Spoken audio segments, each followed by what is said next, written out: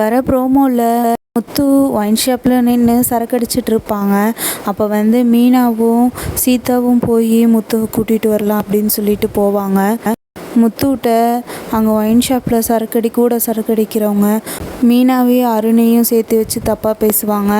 அப்போ முத்து இருந்துட்டு மீனாவுக்கு சப்போர்ட் பண்ணுவாங்க. அதை மீனா பார்த்துருவாங்க. கல்யாணத்துக்கு கூப்பிடுவாங்க.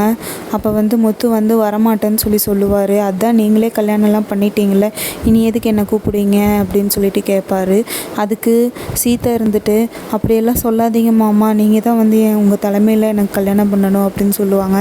அதுக்கு முத்து இருந்துட்டு அதான் கல்யாணம்லாம் பண்ணிட்டே இல்லை, உன் மேலே நான் எவ்வளோ நம்பிக்கை வச்சுருந்தேன், என் பேச்சு நீ மாற மாட்டே அப்படின்னு சொல்லுவார்.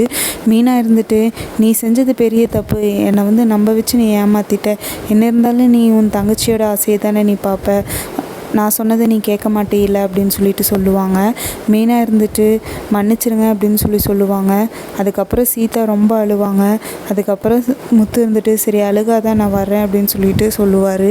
அப்புறம் கல்யாணம் பண்ண போவாங்க. சீதாக்கும் அருணுக்கும் நல்லபடியாக கல்யாணம் நடக்கும். அப்புறம் பார்த்துட்டிங்கன்னா மீனா முத்துகிட்ட போய் பேச போவாங்க. அதுக்கு முத்து சொல்லுவார், நான் ஒன்றும் உன் கூட சேர்ந்து வாழ்கிறதுக்காக வரல அப்படிங்குவார். அப்புறம் இருந்துட்டு சீதா அழுதா, அவளுக்காக தான் நான் வந்தேன் அப்படின்னு சொல்லுவார். நான் உன்னை பார்க்கவே பிடிக்கலன்னு சொல்லுவார். தயவு செஞ்சு வீட்டு பக்கம் வந்துடாத அப்படின்னு சொல்லுவார். மீனா இருந்துட்டு என்னை மன்னிச்சிருங்க அப்படின்னு சொல்லுவாங்க. ஆனால் கேட்க மாட்டார் முத்துவை பார்க்குறதுக்காக மீனா வீட்டுக்கு வருவாங்க. ஆனால் முத்து வெளியில் போ அப்படின்னு சொல்லி துரத்தி விட்டுருவார்.